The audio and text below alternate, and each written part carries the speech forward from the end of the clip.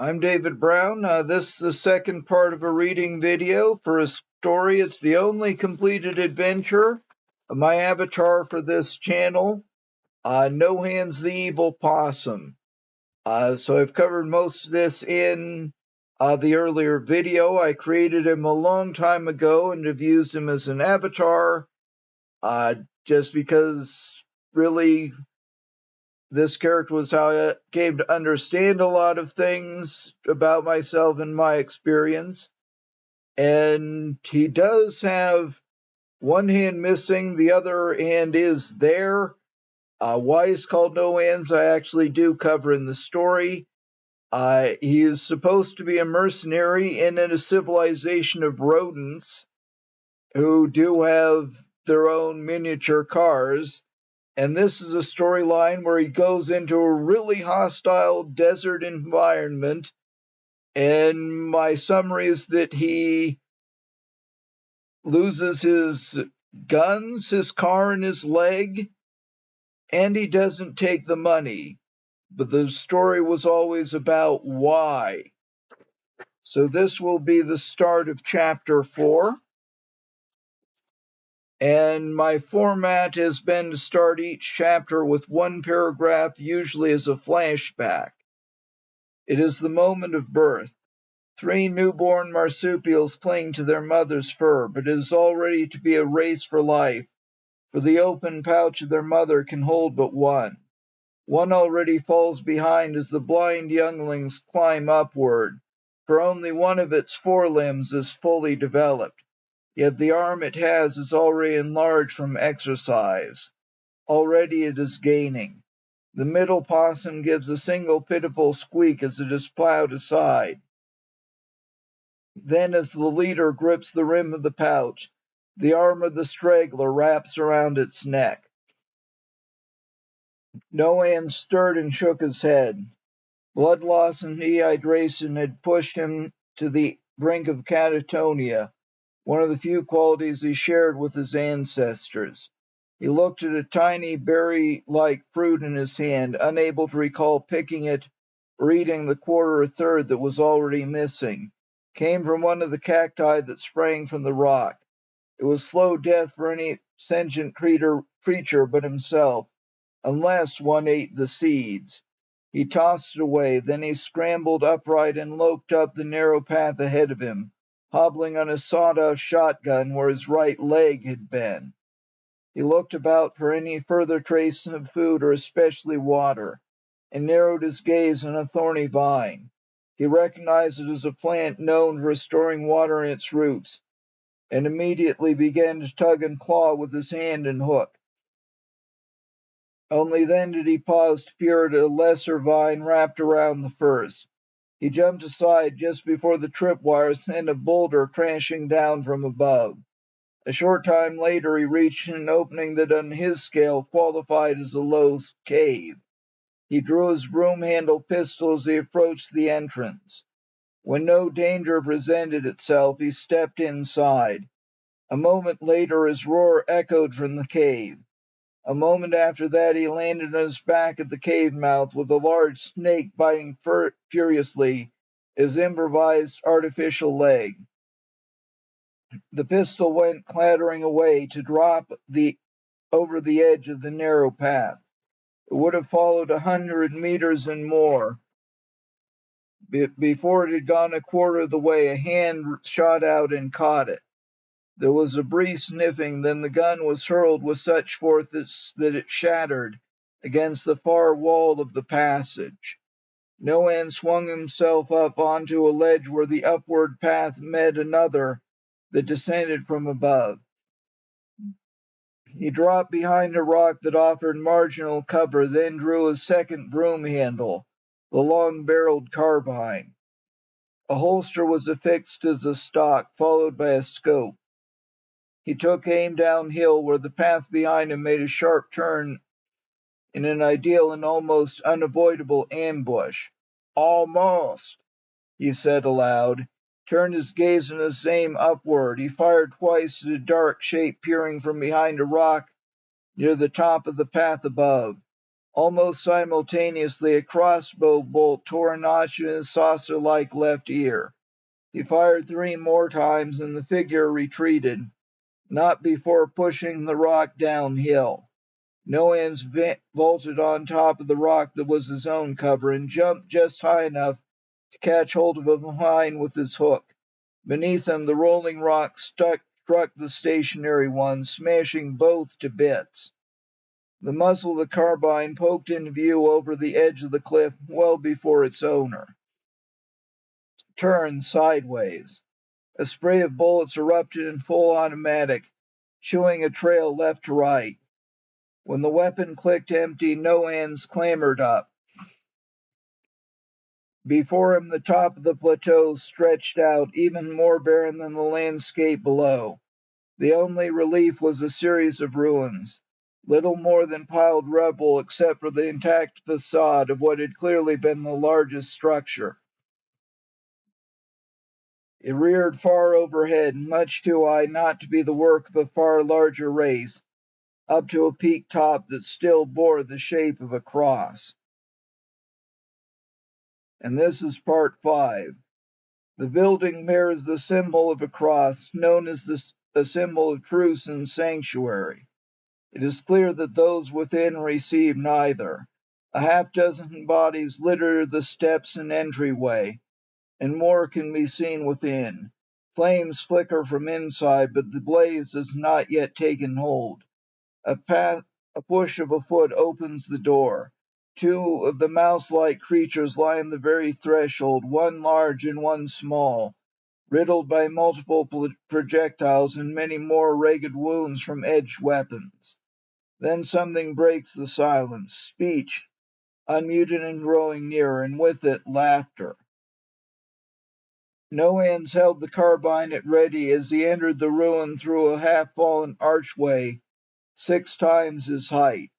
He froze at the sound of a strange, almost buzzing voice behind him.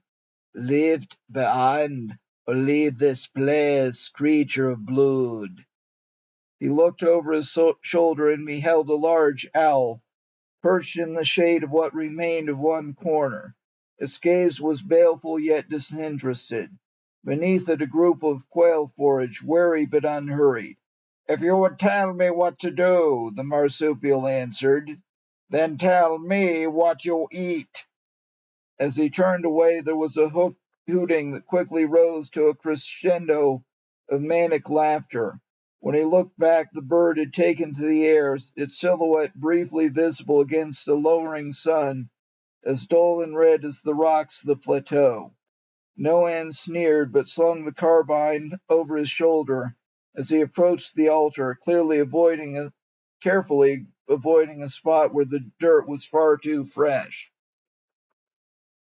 The far end of the ruin was almost intact, with not only the standing facade, but portions of the walls and even a pair of supports for the long vanished roof. There were even shards sticking out from the edges of an even greater archway that must once have been a stained glass window. Still, the original altar was long gone. In its place was a rough but carefully constructed sanctuary, built big enough for a small group of creatures near to his size. Soot and blackened rock marked where fires had been lit, though it was evident that the last had been decades earlier at least. On the inside of the facade, where the residue was thickest, a silhouette had been scraped away of a profile much like Nohan's, with a mane bristling like a mohawk and the jaw dropped to almost 90 degrees. More creatures gathered around the altar, including another group of quail, a pair of bony rabbits, a handful of small rodents that either approached sentience or had slipped down from it, and a single old and fattened snake. None had ventured into the sanctum. Noan stooped to peer inside. He drew back with an expression of consternation. Hanging from his hook by a pair of suspenders was a small child of the townfolk's kind, alive and seemingly unconcerned. "Tio," it said. His facial muscles contracted in a grimace as the youngling poked his nose in curiosity. Noan set down the child and drew back at a sound from just beyond the sanctum. His own mane shot up in spiky bristles, and his jaw dropped as if unhinged. He tracked the motion more than the form of a creature nearly, or perhaps as large as he was, that descended from the top of the great window, crossing from one end to the other with each terrific leap. A chorus of cries rose up when he raised his weapon, but he held his fire. Finally, he lined up with his scope with a still indistinct shape, only to have his view blocked by a hurtling chunk of rubble. He lowered his weapon just as it struck him, knocking him off his feet and into the patch of earth he had carefully avoided before. It caved in immediately, and his roar echoed upward as he dropped into the darkness below. This is part 6.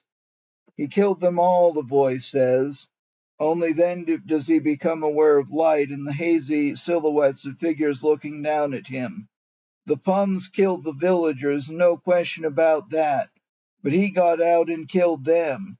Damned if I know what he is, but he killed them all with no hands. No hands blinked once and then shot bolt upright. He lay in a pool of light beneath the same hole in the ancient church floor that he had fallen down. From above there came a youngling's squealing cry, interspersed with a plaintive call. Tio? Tio! He raised his broom-handled carbine and found that the detachable stock was broken. He removed what remained and rested the weapon on the stump of his right forearm to steady his aim. As for where he lay, it was cylindrical and made of brick. It had probably begun as a cistern or a septic tank. It momentarily amused him that even a holy place needed such things, but had long since been repurposed as a crypt for the far smaller races of rodents. Most of the remains had clearly piled up where they had dropped, in quantities great enough that it was no longer clear how much deeper the original bottom lay. He scrambled upright on one bare foot in a boot that covered the muzzle of a shotgun where his right leg had been, untroubled by what he stood upon, apart from the fact that it was shifting under his weight. But it was evident that some had been given a more dignified burial, mostly in openings in the walls where a brick had gone missing. He quickly identified a dozen remains that were clearly recent, enough that their flesh and hides were sufficiently intact to judge the cause of death. At least 4 had been killed by crossbow projectiles, including one of the most recent. But 2 more had visible marks of a snake bite, and a third was frozen in spasms commonly induced by the toxic cactus fruit. A fourth had a crushed skull and fractured spine that could only have been caused by a great fall. A fifth, whose features matched a photograph of an explorer's journal had led him there, had been killed by a bullet from the back. His own weapon lay beside him, smashed beyond use or repair. It would have been better to leave them where they lay, Noan said, peering into deeper darkness ahead. These creatures are just intelligent enough for curiosity, and a vanished man stirs them up more than a dead one. Taking the child here was entirely foolish. Kept the gun trained on a particular patch of the dark while he used the hook to reach inside another alcove. And what is this?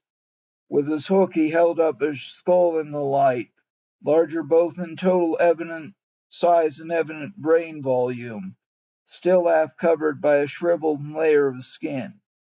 The high brow, the short snout, and serrated teeth were all nearly identical to his own features, though noticeably more gracile. A few tufts of fur confirmed a shorter and coarser version of his mane, a match for the description of the only specimen ever seen alive or dead, of a female of the species Archaeodelphis invicta. A crossbow bolt protruded from one eye socket. A hiss came from the dark, then retreating footsteps from a pipe that stretched toward the end of the holy place. Noans followed, still holding his fire, not because he held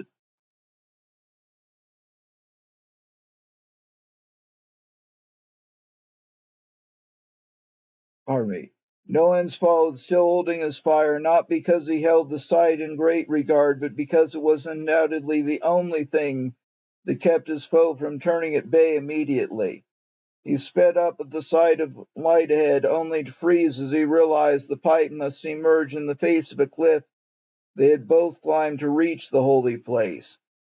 He dropped to a crouch and fired a volley down an intersecting passage, only to be struck in the forearm by a crossbow bolt from the right. The gun dropped from his hands at a spasm of his muscles. He still swiveled at bay to face a shape that came not running but flying straight into his chest. This is part 7. A youngling calls out at the sounds of scrabbling from beneath the floor of the ruined holy site. Tio! Tio! Then a hook lodges in the edge of the hole in the floor, and the youngling falls silent. A powerful hand follows, then the high brow and short snout of Archididelphus invicta rise into view. The creature hauls itself up, only to drop on all fours, or three. The youngling toddles over, almost level with the warrior's piercing eyes. Tio, it says. The warrior only shakes his head, and as he rises, the youngling begins to cry. He vaults to the top of the sanctum, only to fall to his knees before the great window, empty but for the royal purple of the twilight sky and the twinkling of a single star. Only then does Noans throw back his head and drop his jaw, and a blood-curdling yet infinitely mournful scream rings up and down the eroded passages of the plateau. It was the hook Noans bore in place of his right hand that saved his life. As his foe slammed into him, he snared the attacker's upper jaw like a fish, pulling a pair of long fangs back from his throat. It bought time enough to draw the 4mm revolver already in his grip. He fired twice, and the enemy that had left him with a boot and a sawed-off shotgun in place of his right leg tore free with a backward leap and a spray of blood. He fired twice more at the creature as it bounded toward daylight, and in all likelihood a drop of several hundred meters. Then it was gone, leaving only a trail of blood behind. Noans reloaded the chamber of his revolver as he approached the end of the pipe. A quick and cautious glance confirmed that it opened onto empty air. He raised the revolver and leaned forward. That was when his foe swung down from above and kicked him in the chest with both feet. The force was enough to knock the gun from his hand as he went sprawling back. He raised his head to see the silhouette of his foe drawing a crossbow as it dropped down. At the same moment, Noan's hook reached the drawstring that ran down to the shotgun. Two simultaneous blasts ripped through the sole of the boot, sending Noan sliding back, and the foe flipped from horizontal to vertical before slamming down on the surface of the pipe. Noans had to use his hook for leverage to pull himself to his feet. He hobbled toward the body of the foe, certainly no longer a threat. A glance told him all he needed to know, which was what he had never doubted. It had been not much more than a juvenile, undoubtedly the other reason he had survived. The teeth, the snout, the absent tail, and what remained of the brow, all a match for his own, even more than the skull in the crypt. The foe he had hunted was another male Archididelphus invicta. Well, Archididelphus invicta is certainly long gone from any civilized lands. Enough known and likely mentions of their race persist among the lore of the lower orders. It remains possible, even likely, The few yet survive in the deepest wastes and wildernesses of the world. None can envy their fate, however, as despite their clearly considerable intelligence, they are solitary by nature and hostile to intrusion under almost all circumstances, perhaps even more so to their own kind than to other races. Noans read the passage once more, written by the first learned creature to describe his race. He dropped it into the fire in the sanctum of the holy place, to join the rest of the sheaf of papers he saved from the wreck of his vehicle. The quarry remained in the chamber beneath the holy place, next to the bones of what was undoubtedly its mother. It took the night and another day to make his way back to his base camp, only slightly hindered by the tiny youngling he carried. Only one matter remained, and he waited until well after nightfall to do it. In 2 more days he would be in the foothills of the mountains to the west, where a petty governor begged for help against a bandit chief that terrorized the villages under his charge from a mountain fortress that had once been a pillbox of the vanished giants. As the sun rose on the third day, the back door of the shack at the edge of the town opened slowly and carefully. There lay the youngling curled up in sleep, and beside it an untouched pot of 30 silver coins.